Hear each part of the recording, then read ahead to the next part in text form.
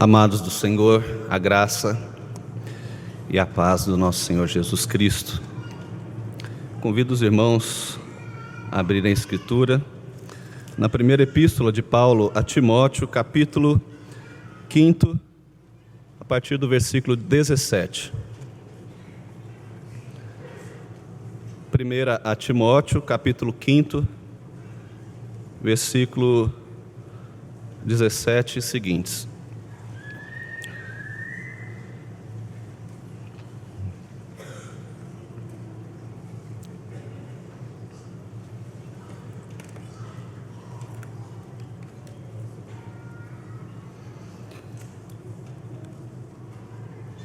Leiamos.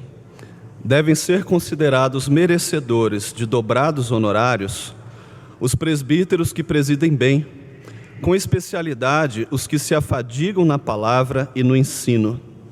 Pois a Escritura declara: não amordaças o boi quando pisa o trigo. E ainda, o trabalhador é digno do seu salário. Não aceites denúncia contra presbítero, senão exclusivamente sob o depoimento de 2 ou 3 testemunhas. Quanto aos que vivem no pecado, repreende-os na presença de todos, para que também os demais temam.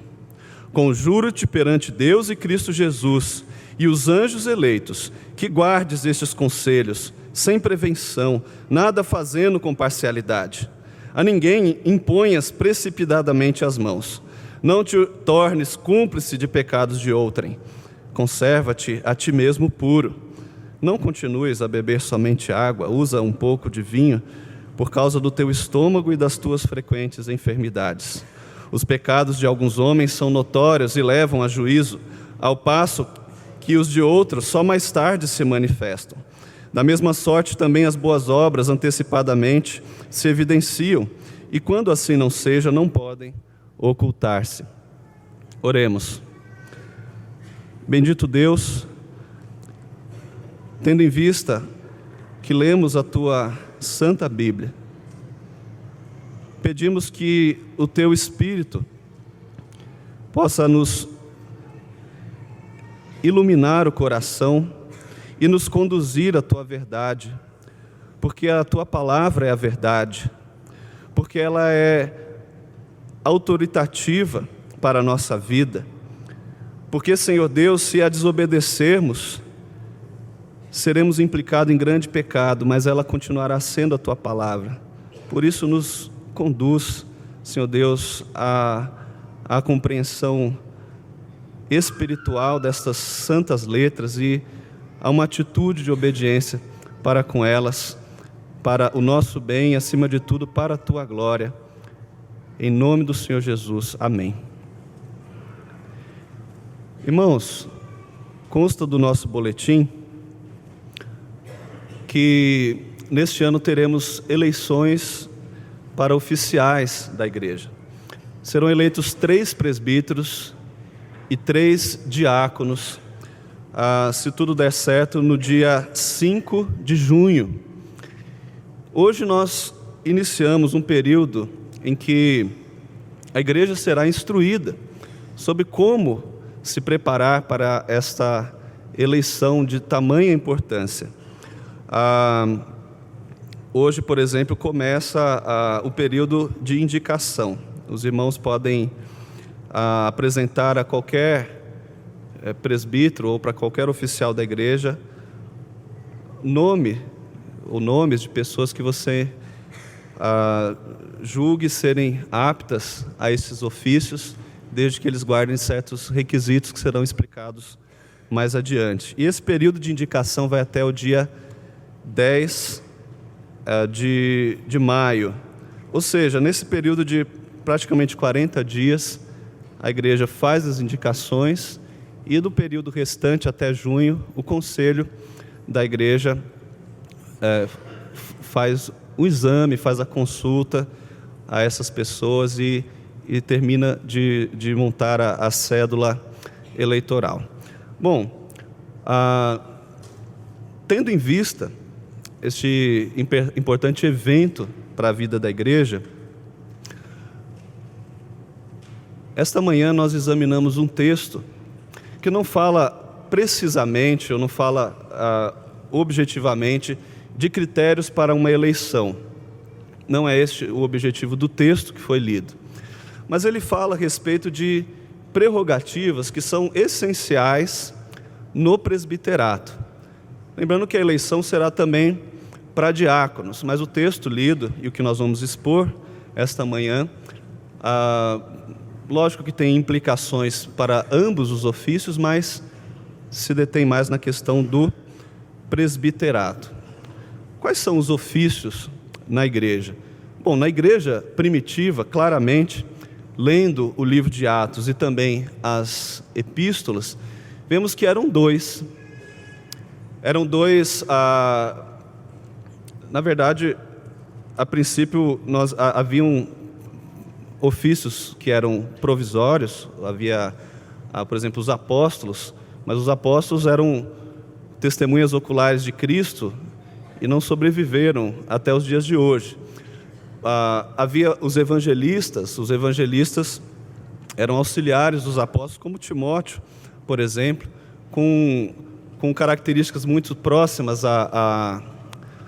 aos apóstolos, de irem de cidade em cidade, de evangelizarem, de pregarem, de levarem a abertura de novas igrejas, de realizarem as eleições nessas igrejas, mas um ministério um pouco mais limitado que o dos apóstolos.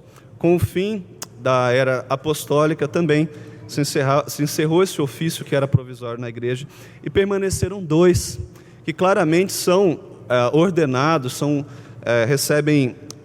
objetos de instrução por parte dos apóstolos, principalmente do apóstolo Paulo, que são os presbíteros e os diáconos.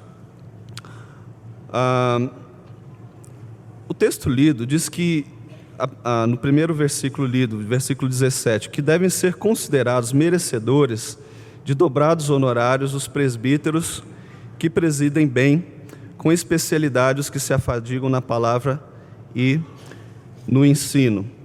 A palavra traduzida ou transliterada por presbítero acabou se tornando parte do nosso vocabulário, mas é uma palavra estranha à língua portuguesa. Ela significa essencialmente ancião. No sentido bem limitado, a palavra significa pessoa idosa. E é exatamente a mesma palavra usada no versículo 1, quando diz: não repreendas ao homem idoso, não repreendas ao presbítero. Isso naturalmente suscita alguma discussão nos intérpretes do versículo 17, sobre se de fato ele está se referindo aqui a um ofício ou simplesmente às pessoas idosas na igreja. O desenvolvimento do texto vai naturalmente apontar que não se refere a pessoas, simplesmente pessoas de mais idade, mas sim a um ofício na igreja. A dúvida é pertinente porque no capítulo 3,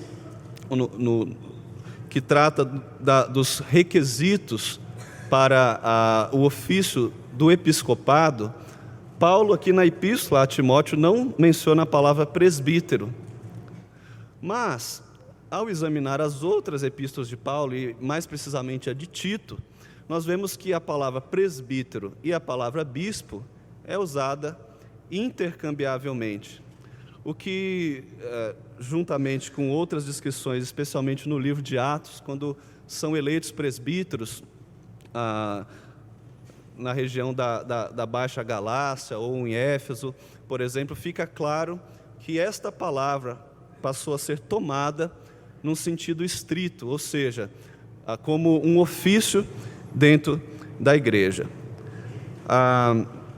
Paulo está dizendo o seguinte: devem ser considerados merecedores de dobrados honorários os presbíteros que presidem bem. Primeiramente, nós observamos, portanto, que uma prerrogativa essencial do presbiterato é que o presbítero é digno de honra. É digno de honra. O presbítero, como oficial da igreja, é digno, é merecedor de honra. A palavra honorário, no entanto, ela pode significar não somente honra, no sentido de se prestar o respeito, a reverência, mas significa também um pagamento em dinheiro, um honorário, que é a forma como foi traduzida aqui por João Ferreira de Almeida.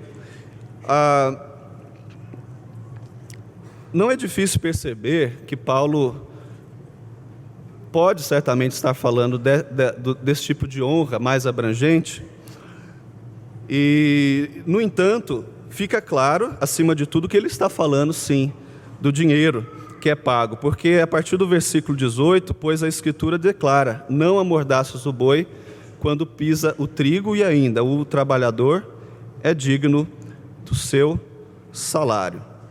Então, o apóstolo está aqui mencionando um preceito de Deuteronômio, que quando Paulo escreve aos Coríntios, na primeira epístola, capítulo 9, ele faz a seguinte menção deste texto de Deuteronômio: Deus não escreveu esse preceito pensando somente nos animais, mas também no homem.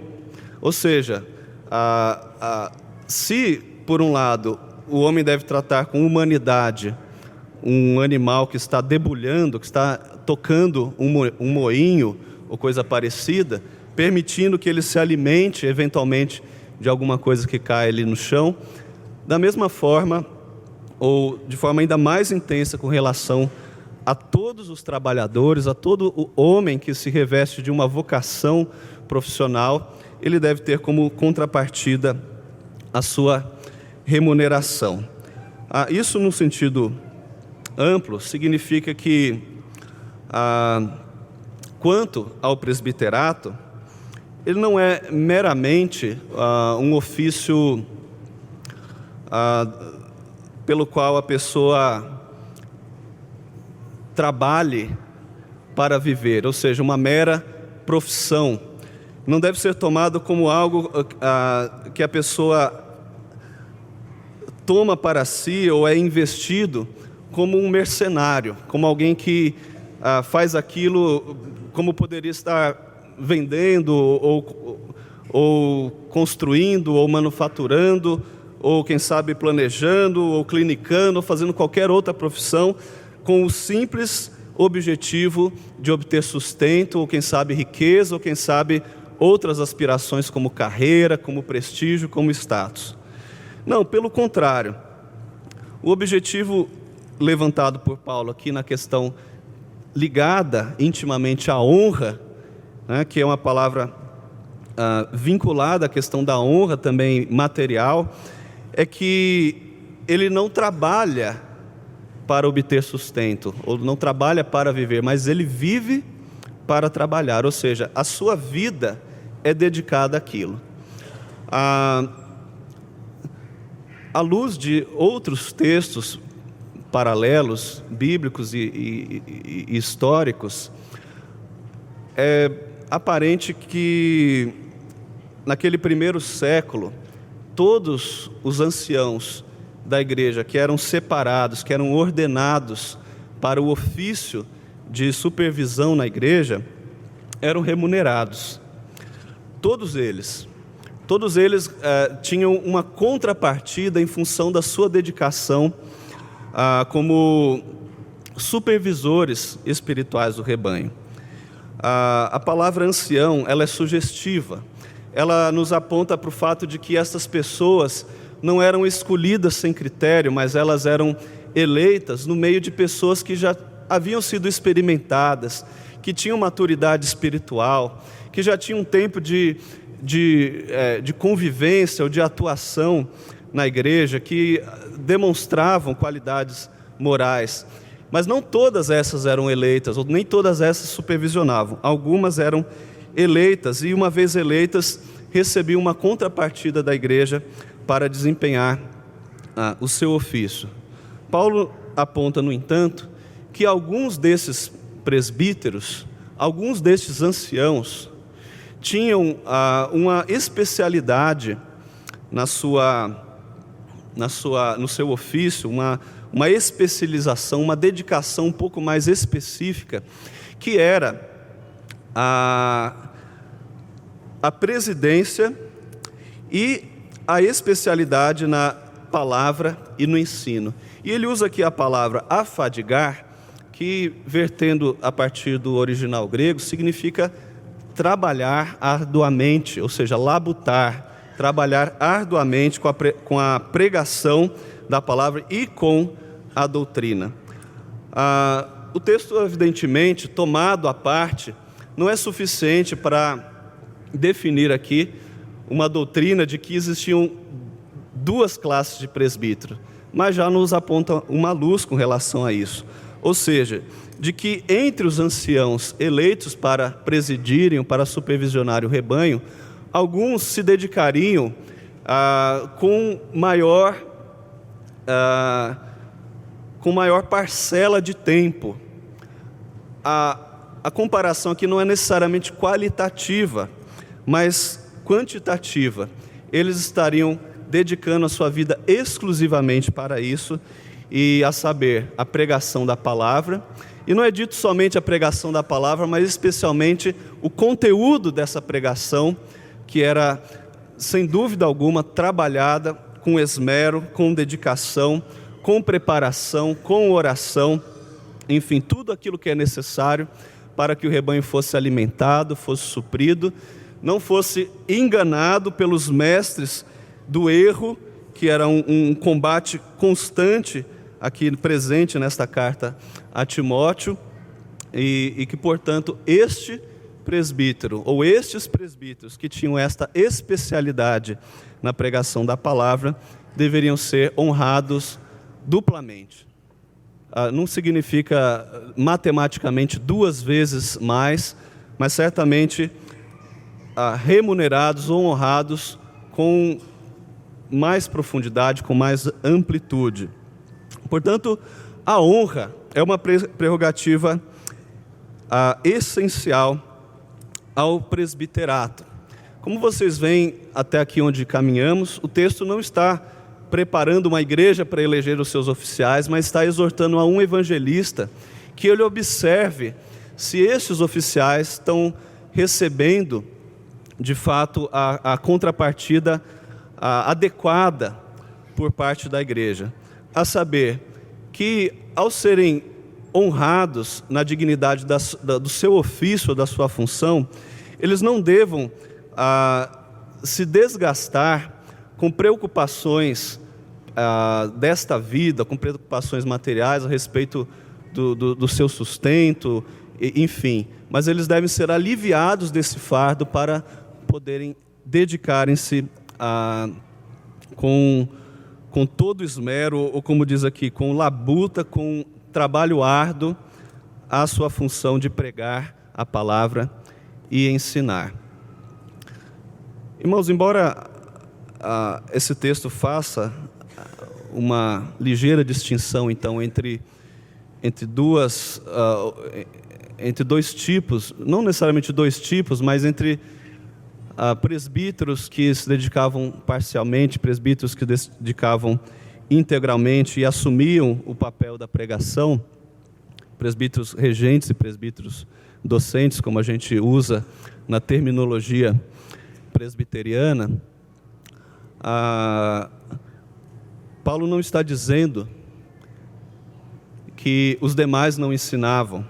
Pelo contrário, fica aqui patente que esta era uma característica observada e desenvolvida por todos os anciãos da igreja, tanto a questão do ensino quanto a questão da presidência, que é o governo. Paulo menciona Deuteronômio e diz ainda: o trabalhador é digno do seu salário. Aqui, apenas a título de nos aprofundarmos, porque alguém eventualmente poderá lhe questionar, dizendo: bom, esse texto não se encontra no Antigo Testamento, o trabalhador é digno do seu salário. Outros dirão assim: bom, é bem verdade que Jesus Cristo disse isso, está registrado lá em Mateus 10:10 e também uma passagem no Evangelho de Lucas.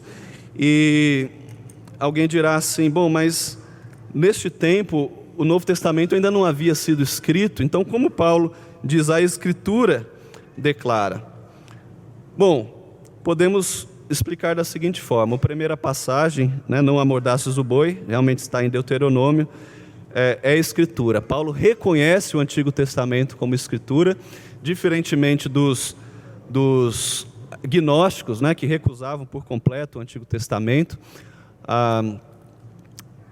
E ao citar uma declaração de Cristo, ele já endossa o que possivelmente era uma tradição oral, ou ainda um manuscrito, um esboço primitivo, uma fonte manuscrita que serviu de base para a compilação dos evangelhos sinóticos.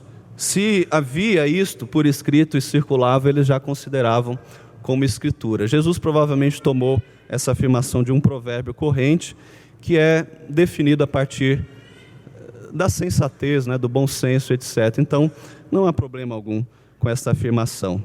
Pelo contrário, que fica estabelecido a dignidade da honra do presbiterato. Em segundo lugar, o versículo 19 em diante, nós vemos Paulo tratando do seguinte tema: não aceites denúncia contra presbítero. E mais adiante, no versículo 20, repreende-os na presença de todos. Paulo está dizendo que, se por um lado o ofício do presbiterato tem como prerrogativa a honra, por outro lado, ele também, na sua dignidade, está sujeito a juízo. A quem maior honra, maior responsabilidade também, maior é o peso de julgamento que recai sobre ele, e isso não necessariamente com relação aos homens, mas o texto enfatiza principalmente com relação ao juízo de Deus, ao juízo do último dia. Que Paulo está se referindo ao juízo de Deus no último dia, o versículo 21 deixa claro: conjuro-te perante Deus e Cristo Jesus e os anjos eleitos, que guardes este conselho. Porque Deus, o Pai, é referido como o grande juiz do último dia. Jesus Cristo é referido em diversas passagens como aquele que exercerá juízo também sobre a humanidade, sobre a sua igreja. E os santos anjos, ou anjos eleitos, como aqueles que na parábola do joio e do trigo farão a ceifa, e separarão o trigo para o celeiro e o joio para ser queimado. Então são figuras que Paulo evoca com a clara intenção de fazer menção ao juízo divino do último dia. Ele está dizendo que os presbíteros estão sujeitos a este juízo. Mas é bem verdade que muitas vezes o ser humano tenta tomar a dianteira e se precipitar em juízo sem profundidade. Por estar em cargo de evidência, o presbítero é constantemente alvo de desconfiança e possivelmente até de difamação e calúnia leviana. O apóstolo Paulo lembra a Timóteo que, conforme o preceito do Antigo Testamento, nenhum judeu era levado a tribunal sem que houvessem provas, e no caso, principalmente provas testemunhais. O depoimento de, no mínimo, 2 testemunhas era imprescindível. Nenhum juiz secular, secularmente falando, inclusive, aceitaria uma denúncia se ela não fosse instruída pelo depoimento de pelo menos 2 testemunhas. Havia uma preocupação em que até mesmo indícios, acusações, queixas não fossem levantadas sem que elas fossem primeiramente fundamentadas, evitando assim a difamação. A ideia é clara, é porque a difamação, quando apresentada em forma de denúncia ou queixa, ela mesmo que não leve a uma condenação formal, ela já produz um grande estrago no nome, na imagem, na honra daquela pessoa. Por vezes, uma acusação permanece na mente das pessoas por anos e anos, e a absolvição não. Alguém é lembrado porque foi acusado de algo, mas nunca é lembrado porque foi absolvido daquela acusação, e que, enfim, a sua honra foi passada a limpo. As palavras soltas assim, sem critério, elas não voltam atrás. Paulo diz que a mesma coisa tem que ser aplicada ao presbítero. Então não se trata aqui de um privilégio, não se trata aqui necessariamente de algo que Paulo está restringindo somente aos presbíteros, mas fazendo referência a um princípio do Antigo Testamento. Ele diz: com o presbítero seja ainda mais atento, não aceite calúnia leviana, não aceite queixa de alguém que não se preste a se comprometer com aquela queixa. De que maneira? Apresentando provas, apresentando depoimentos de testemunhas, comprometendo-se por escrito, que é, por exemplo, a prática na igreja presbiteriana. Você não denuncia, você não levanta queixa contra ninguém a não ser por escrito, e por aí vai. Então, este é o sentido. O presbítero está sujeito a juízo, e a juízo de Deus. Mas esse juízo de Deus, que é iniciado como parte daquele munus que Jesus Cristo deu aos seus apóstolos, das chaves do reino dos céus, de que aquilo que eles ligassem na terra teria sido ligado no céu, e o que eles desligassem na terra teria sido desligado no céu. Assim também este julgamento inicia entre os homens, inicia entre aqueles que foram investidos de autoridade, ou seja, diante da igreja, diante do conselho de anciãos da igreja. Não aceitar, portanto, a acusação leviana. Mas ele obviamente não para por aí. O versículo 20 vai adiante e diz: quanto aos que vivem no pecado, ou seja, ele está mostrando o outro lado. Se estes presbíteros, no entanto, forem passíveis de serem denunciados, e indo a julgamento se mostrarem pecadores, se mostrarem faltosos, ele deixa claro uma coisa: a repreensão a eles deve ser exemplar. O fato dele ter um cargo de alta responsabilidade na igreja implica que que isso seja levado como agravante em um julgamento. Ou seja, ele é exemplo, ele é modelo, ele está posto como um referencial para a igreja. Se agora ele tropeça e cai, ele precisa ser repreendido na presença de todos. Todos devem saber que, tendo pecado, ele foi repreendido, ele foi admoestado, ele foi disciplinado.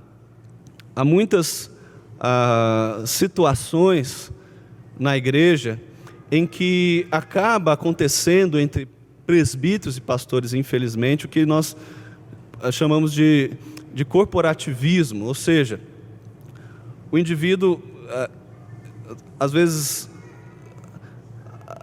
como fala, no seu subconsciente se vê espelhado naquele que está sendo julgado e denunciado, e talvez numa atitude inconsciente de se preservar, evita que aquele colega, aquele indivíduo que tem a mesma posição, o mesmo cargo, seja tratado com severidade. Talvez pensando: um dia eu posso estar naquele lugar. Ora, isso é corrupção. Isso é do tipo mais vil de injustiça que nós justamente estamos procurando, neste momento político do Brasil, combater. A igreja tem que estar à frente disso, ela tem que dar o exemplo. E os seus discípulos estão sujeitos ao juízo de Deus e ao juízo exemplar por parte da igreja. Isso para que este tratamento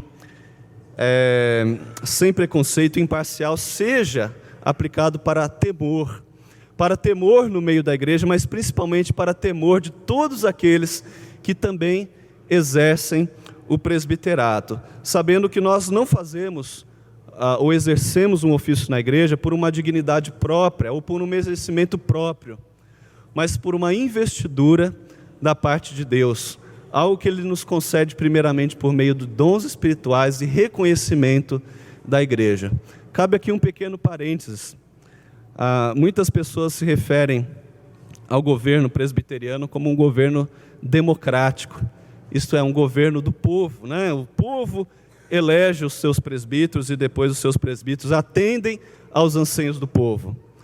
Nada pode ser mais equivocado, porque o princípio por trás do sistema presbiteriano é que a comunidade, ao eleger o seu presbítero, ela faça isso num sentido de referendar uma escolha que já veio da parte de Deus. É Deus, na verdade, quem elege. É Deus, na verdade, quem escolhe, e por meio do voto da maioria, esta escolha é assim reconhecida pela comunidade. Então o presbítero não presta conta depois para a comunidade, mas para Deus, de forma que o sistema não é democrático, é teocrático. Isso já abre um caminho, abre aqui um link para o terceiro ponto. Uma terceira prerrogativa do presbiterato é que o ofício do presbiterato decorre de ordenação. A ninguém imponhas precipitadamente as mãos, não te torne cúmplice de pecados de outrem, conserva-te a ti mesmo puro, é o que Paulo diz no versículo 22. A imposição das mãos, no terceiro século, conforme referido por um pai da igreja chamado Cipriano, passou a ser usado para a restauração de pessoas disciplinadas. Mas nada pode nos trazer segurança, não há outra referência que nos faça crer que isso era praticado no primeiro ou até mesmo no segundo século. O sentido mais lógico para esta expressão impor as mãos é aquele já havia referido, por exemplo, no 4,14. Não te faças negligente com o dom que há em ti, o qual te foi concedido mediante profecia, com a imposição das mãos do presbitério. Ou seja, o ato de impor as mãos era parte de um ritual de ordenação por parte do presbitério. Ou seja, o conselho de presbíteros, o conselho de anciãos, é que finalmente, após a eleição, instalava aquele irmão no seu ofício por meio da imposição das mãos. Naturalmente, esse gesto representa o que eu acabei de dizer, que o ofício vem de Deus e não dos homens. Paulo está dizendo a Timóteo que ao colocar as mãos, ou seja, ao ordenar um presbítero, ele está também se fazendo cúmplice da maneira ou do mandato que aquele presbítero terá no seio da igreja. Ele está referendando a vida de alguém para tomar conta do rebanho, e assim ele se torna cúmplice. Ele está dando ali o seu aval, a sua subscrição. Ao entendermos que o presbiterato decorre de ordenação, isso nos leva ao entendimento que esta pessoa, ela será separada. Ordenar significa pôr à parte. E se ela será separada, isso é um ato formal que dificilmente tem volta. Ou quando tem volta, é de uma forma muito dramática. Exige, sem dúvida alguma, uma aplicação de cuidado, de responsabilidade, de critério na ordenação dos oficiais. Paulo então diz a Timóteo o seguinte: não imponhas precipitadamente as suas mãos, não te torne cúmplice dos pecados de outrem.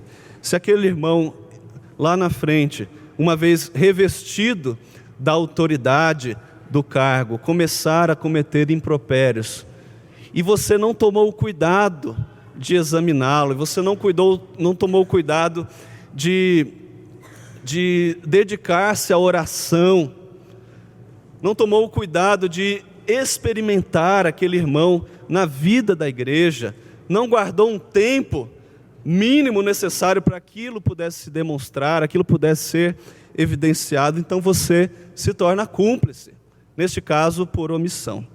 Então, o que Paulo diz de positivo? Conserva-te a ti mesmo puro. Se você for criterioso na escolha do presbítero, e especialmente na ordenação, você vai então salvaguardar a sua pureza. Paulo está dizendo isso para um evangelista que tinha a função de ordenar. É como se hoje ele estivesse falando aos presbíteros e não à igreja em geral. Mas é evidente que a aplicação disso respinga na igreja toda, porque todos farão parte da eleição, da escolha desse oficial. Então todos também são responsáveis por essa escolha e têm o compromisso de se empenharem, né, em observar os critérios necessários para a escolha desse presbítero. Ao se referir à pureza de Timóteo, Paulo aqui faz um parênteses. É um versículo que parece que foi colocado aqui meio que à força. Alguns dizem que poderia ser uma nota de canto no manuscrito, uma nota de rodapé que depois, na hora de ser copiado, foi inserido ali. Mas eu não acredito nisso, porque Paulo nem sempre é tão conexo nas suas argumentações. Ele diz assim: não continues a beber somente água, usa um pouco de vinho por causa do teu estômago e das tuas frequentes enfermidades. O vinho naquele tempo era tido como uma substância que facilitava a digestão. E ele era também usado comumente para se tratar a água que tinha origem duvidosa, uma água impura. Assim como nós colocamos cloro na água, eles não tinham cloro, eles misturavam com vinho, que por conter álcool era também um antisséptico e higienizava a água. Paulo, ao referir a palavra puro, possivelmente está aqui dando a entender que Timóteo era por extremo zeloso em se resguardar do mal e da aparência do mal, até mesmo com alguma abstinência de certos alimentos ou de certas bebidas. Mas vejam que o início da carta, Paulo está justamente condenando aqueles falsos profetas que colocavam um ascetismo exagerado, uma abstinência exagerada, como um critério exclusivo de definição de alguém que é puro ou de alguém que é impuro. Paulo responde a esses falsos profetas dizendo: não, tudo aquilo que Deus nos deu e é recebido com ação de graça se torna puro. Então aqui ele abre um parênteses e diz: Timóteo, você está com a sua saúde prejudicada. Não seja tão rigoroso com essa abstinência a ponto de prejudicar a sua saúde. Porque ao preservar a sua saúde, você vai estar fazendo algo muito mais útil para o ministério do que se deixando levar pela pregação exagerada e legalista dos falsos profetas. Aí ele fecha parênteses e continua para a conclusão, dizendo o seguinte no versículo 24: que algumas pessoas, alguns homens, têm pecados que são notórios. Todo mundo sabe que aquele indivíduo é ímpio, ou que aquele indivíduo é desqualificado para o presbiterato, e será julgado por isso. Outros, no entanto, dissimulam e não é possível se verificar a sua impiedade. E muitas vezes, nem mesmo após ser eleito presbítero, esse indivíduo vai se revelar como ímpio, somente no dia do juízo. Por que Paulo está dizendo isso?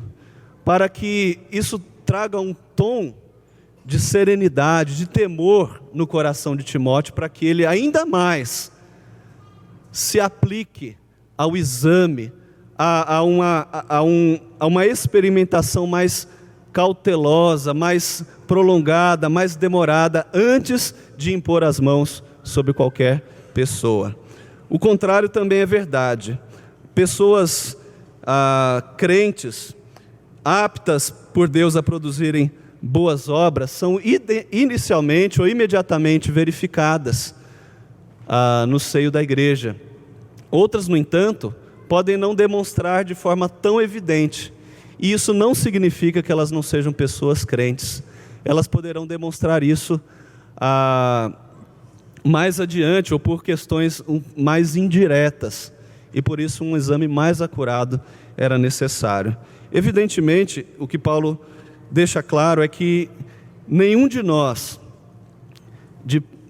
com as nossas características humanas, de per si, será apto a evitar que uma pessoa ímpia seja eleita ou que uma pessoa boa seja impedida de ser eleita em detrimento de outra pior do que ele. Mas que nenhum de nós, a semelhança do que foi recomendado a Timóteo, se exima de pelo menos se aplicar à oração, ao jejum e ao exame que cabe ao bom senso e aquele sentimento, aquela experiência que cada cristão tem ao identificar os frutos, porque pelos frutos se conhece a árvore. Concluindo, portanto, meus irmãos, embora Paulo não esteja aqui expressamente indicando características para uma eleição, ele está falando da prerrogativa do presbiterato. Quem serão eleitos serão pessoas dignas de honra. E quanto mais dedicadas, quanto mais empenhadas na questão da separação do seu tempo e do seu ardor laboral, mais ainda deverão ser honradas e reconhecidas com o nosso voto, com o nosso apoio, com as nossas orações. Ao mesmo tempo, é mister que tanto os eleitores quanto os candidatos saibam que este ofício está sujeito ao juízo de Deus. E por estar sujeito ao juízo de Deus, está sujeito também ao juízo da igreja, que não deverá ser tomado de forma leviana, mas deverá sempre ser um juízo criterioso e exemplar. Finalmente, este indivíduo, ele será ordenado, ele está passível a ser ordenado.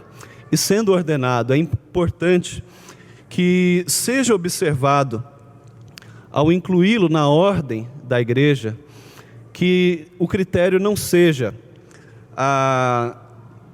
o preconceito, a palavra que nós passamos por cima aqui, prevenção, significa discriminação ou preconceito, e não seja também o julgamento parcial, pelo fato da pessoa ser mais rica, pelo fato da pessoa ser mais estudada, pelo fato da pessoa ter prestígio social, ou ter uma aparência, mas que seja julgado, ou sejam julgados as suas obras, a sua experiência e